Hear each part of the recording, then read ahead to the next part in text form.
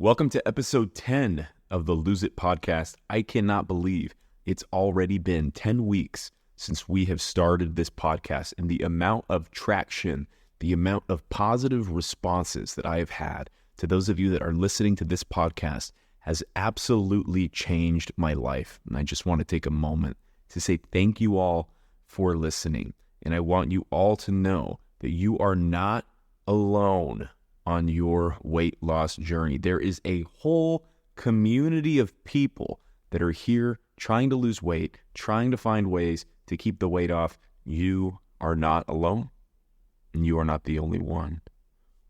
Welcome to episode 10. If it's your first time on the podcast, this podcast is tailor-made for those of you with weight to lose, those of you that are losing weight now, and those of you that are bathing in the success of your weight loss accomplishment.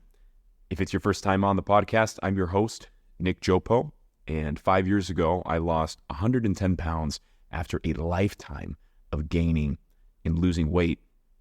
I recently dedicated my life to helping other people do the same. Today in episode 10, we're talking about what is a healthy relationship with food. And there's so many people walking around that we think are in great shape, maybe because they are. There's people walking around that appear to be very healthy, but might not have a healthy relationship with food. So we're going to be exploring, what does that really look like? What is healthy and what is unhealthy? And to understand what a healthy relationship with food even looks like, you first need to understand what an unhealthy relationship with food looks like. An unhealthy relationship with food means that food controls you. An unhealthy relationship with food means that food controls you. It means that when you get invited out to dinner with your friends or your family, you look at the menu and there's nothing that fits into whatever diet plan you're on, so you don't go. It means that your kid's school or one of your kid's friends is having a birthday party and there's going to be a bunch of cake and ice cream and cupcakes there, and you don't go because you're too nervous about what it's going to be like. It means that you are working in the office and someone brings in donuts and you get uncomfortable, so you want to stay away from the donuts.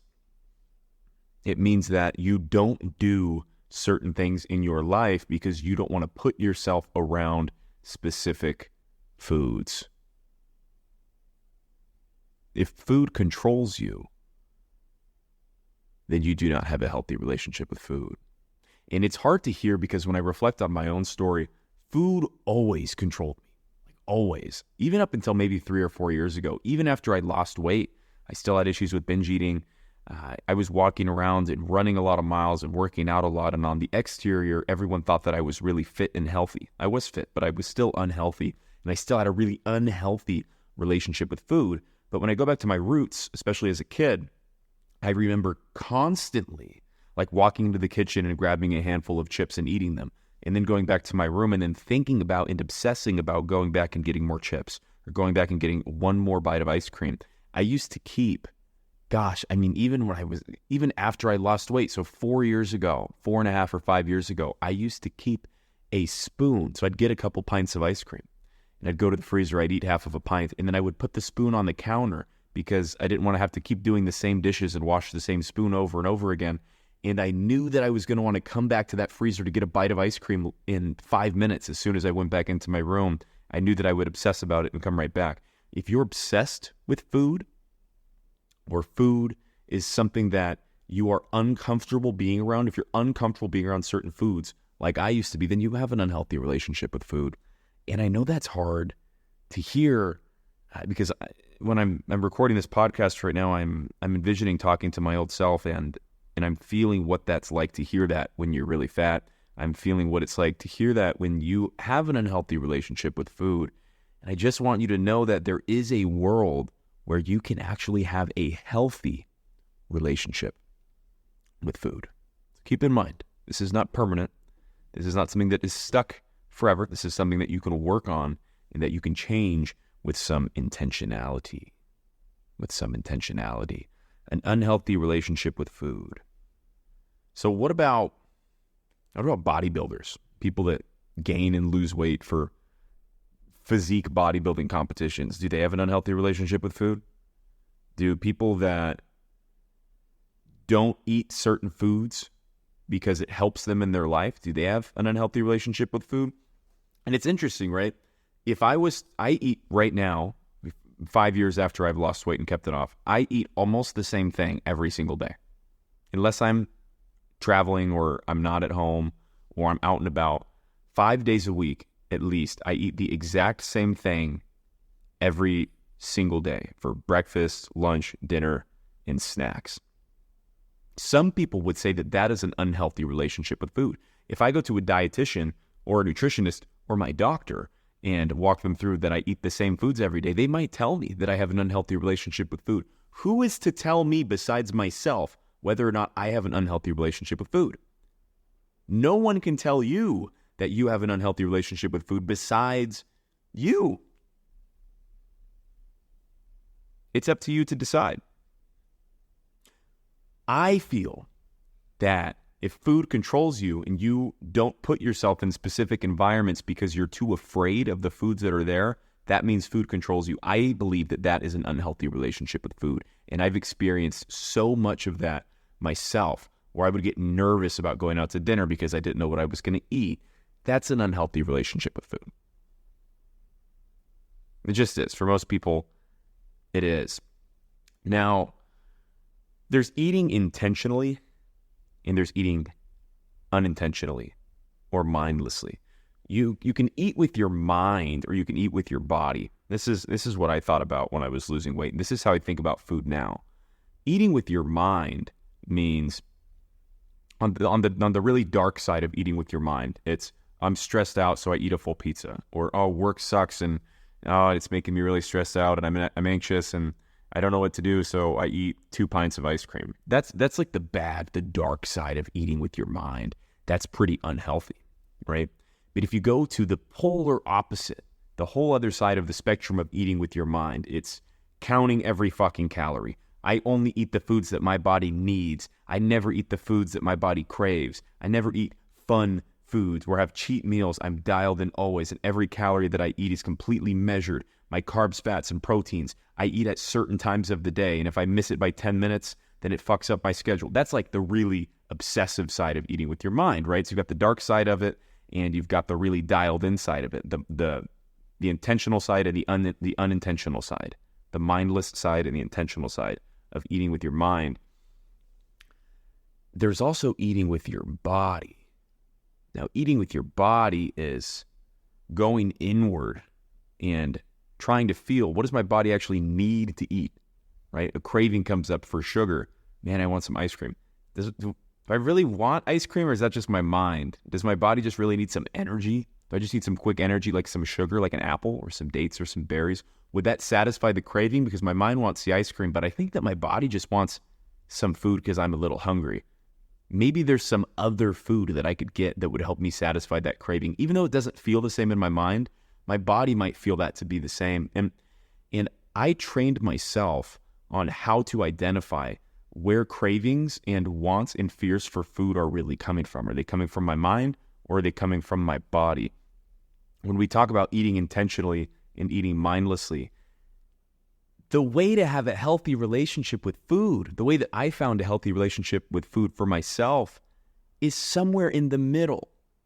It's not I just wake up and go, fuck, I don't know what I'm going to eat today, so whatever sounds good, or dinner's coming around, and I don't know what I'm going to eat, just whatever I feel like when I get there. That's just mindless, just whatever, right?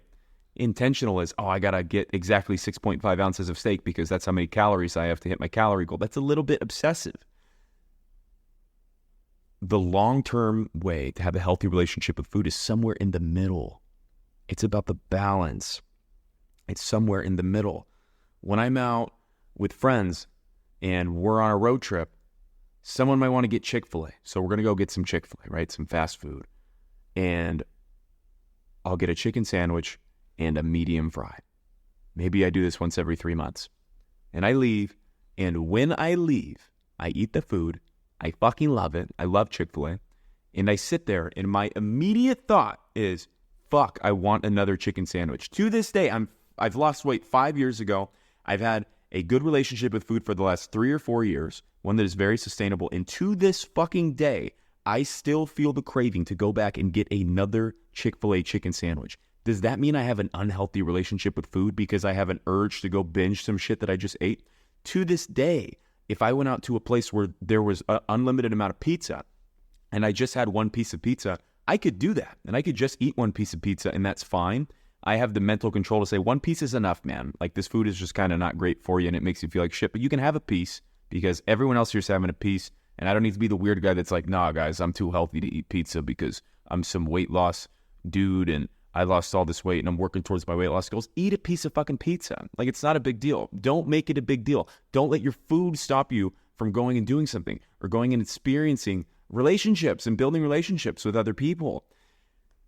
Now I can eat a piece of pizza, but when I eat it, I still want another piece. It is still easier to this day for me to just not eat the pizza than it is for me to eat one piece and then stop. I still feel an urge to eat a second, third, fourth, and fifth piece of pizza. You want to hear the secret that nobody talks about? Everyone does. Everyone does. The people that aren't hyper obsessed with food, even they eat a piece of pizza and go, fuck, that was fucking good and I want another piece. Everyone feels these things.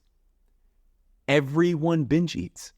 Even the people that aren't fat, that never were fat, that have healthy relationships with food, they still feel urges to sometimes binge eat.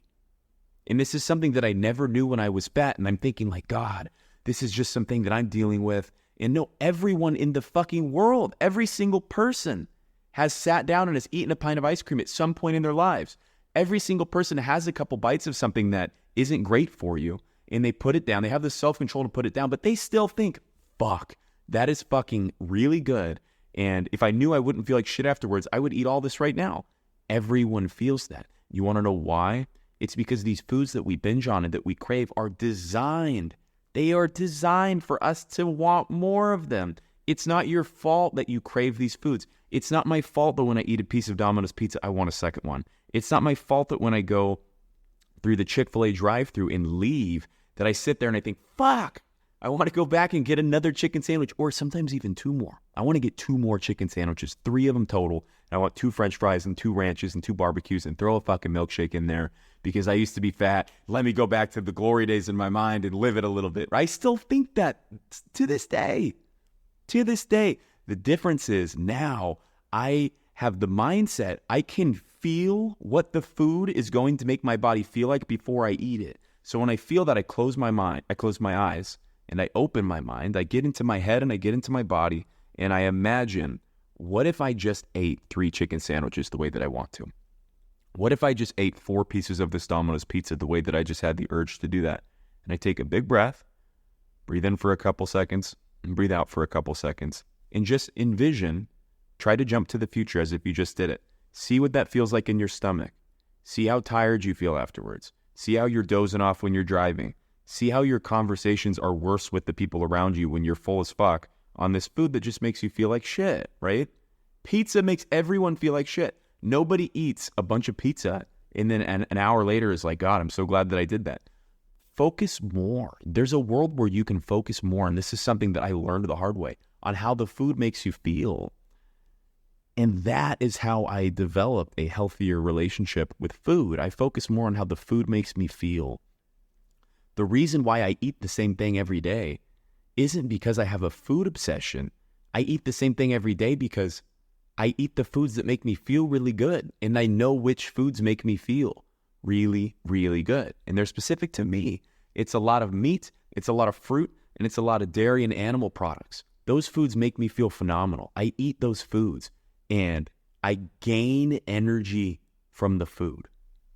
And this is a concept that I never really understood, that has been so instrumental in me going from having the worst relationship with food I've ever seen in a human being ever, when it came to binging, when it came to not understanding what foods made me feel good and what foods made me feel bad, when it came to just eating aimlessly, when it came to overeating or undereating, this all or nothing approach and mindset, always 7 days a week, never one time eating an appropriate amount of calories. I starved myself or I binged. I starved myself or I binged my whole life.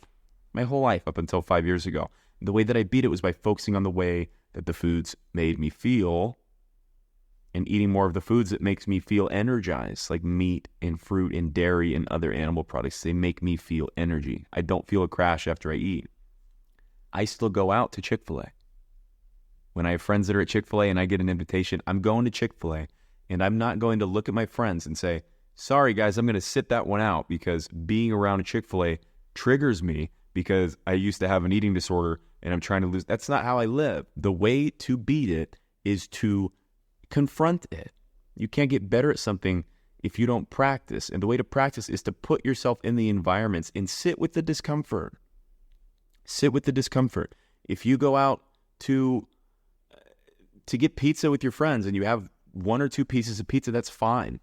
Afterwards, when you want a third or a fourth one, go back to mindfulness. Take a breath and say, it's okay that I feel like this. Just give it some recognition. I feel like this. Tell one of your friends, this is really fucking weird, but I just having this food thing right now, and I'm trying to not eat 4 pieces of pizza tonight. I just want to voice that, put it out into the world as a way for me to hold myself accountable. And they'll say, great, that's fine. Let me know how I can help. It's not weird. Everyone deals with these things. Some of us deal with them more than others, to the point of obsession, to the point of it really negatively impacting your life. And that is an unhealthy relationship with food. If you binge eat every once in a while, that doesn't mean you have an unhealthy relationship with food. You don't need to adopt a narrative that you have an unhealthy relationship with food. Remind yourself that everyone binges. Remind yourself that everyone wants a third piece of pizza. Everyone does. And you can have more self-control by just taking a breath in that moment and pausing and thinking about, what will I feel like after I eat this food? It really helps to have some sort of plan. You don't need to plan everything. You don't need to go to the ultra intentional, every single calorie is measured obsessiveness. But you also don't need to wake up tomorrow and not know what you're having for breakfast, lunch, or dinner. Have some balance. You can meal prep if you want to. You can meal prep without measuring everything out with every calorie, right? A healthy relationship with food, for me, means that I mostly know what I'm going to eat most of the time. At least 5 days a week, I eat the same thing. When I go out to a restaurant, I feel totally fine with just figuring it out when I get there. Most of the time, I'll get a steak with some potatoes or some rice and some fruit, or I'll get a drink. And that's fine. It's okay. It's about the balance. Give yourself permission to fail. Give yourself permission to have an unhealthy relationship with food if you have one right now. It's okay that this is how you are. It's okay that you have an unhealthy relationship with food if you do. It's even okay if food controls you. It's even okay if you miss out on socialization and events and feel uncomfortable at the events because of the food. That's okay. What's not okay is being in the same position in a year. You can work on this with a lot of intentionality and do it by pausing. If you want, when you pause, when you sit in that discomfort, take a video of yourself and say, I'm really uncomfortable. This is what I did. If you've seen my Instagram, it's all videos of me when I was fat, recording myself from 5 or 6 years ago. I'm just recording myself saying, gosh, I have this urge to want to binge right now, and I'm just going to not do it today. If I want to do it tomorrow, that's fine. I'm not going to do it today, and I'm just going to win this moment. And when you win certain moments, you start to trust yourself a little bit more, and you start to realize that food doesn't control you. You control food. You control food. That doesn't mean that you can't ever eat a lot of food. That doesn't mean that you might not lose your job and just want to fucking say, fuck it, I'm eating a pint of Ben & Jerry's. That's fine. Like, it's okay. It's okay. It doesn't have to be a 2 or 3 day thing. It doesn't have to turn into a binge cycle. Give yourself permission to eat what feels right without it ruining your life.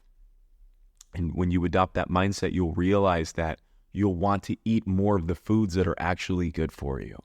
And people get really upset with terminology. A lot of the PC culture, a lot of the culture around eating disorders and binging and purging and people that are throwing up, they want to use different terminology, right? Instead of saying healthy and unhealthy foods, they want to say like fun foods. They'll say fun foods instead of unhealthy foods. And that's fine if that works for you, but don't lie to yourself. There are foods that are fucking horrible for you, that have very high calories with very minimal nutrition, like pizza or like ice cream or like anything from Chick-fil-A, any fast food, anything that's really processed cane sugar, candy, deep fried shit. These things are fucking horrible for you.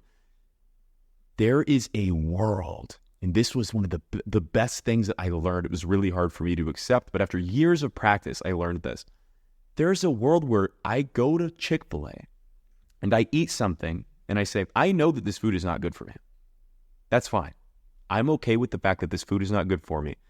And I look at food more as like food can be medicine or food can be poison. Medicine food is food that makes you feel good after you eat it. It's literally healing your body. Again, for me, it's a lot of fruit, a lot of meat, a lot of dairy and animal products. There's people that are vegetarians and vegans. Everybody's got their own thing. That's not for me. That's for you. That's great. Try everything and see what works.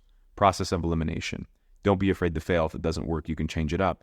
But there's a world where, and this is how I live now, I go to Chick-fil-A and I say, I know this is not good for me, but for the sake of the socialization, for the sake of me bonding with the people that I'm here with, for the sake of it not being such an inconvenience that I have to go home and fucking cook or go to the grocery store and buy some meat, bring it home and cook it and spend 2 hours in that whole process versus just going to Chick-fil-A because it's convenient and I'm right here. That's fine. You can eat unhealthy foods and just go, I don't eat this stuff that often, but right now it just makes the most sense and I'm okay with it. And then the next meal, I'm just back onto something that's healthier and I don't let it sit with me. Having a healthy relationship with food doesn't mean that you only eat healthy foods.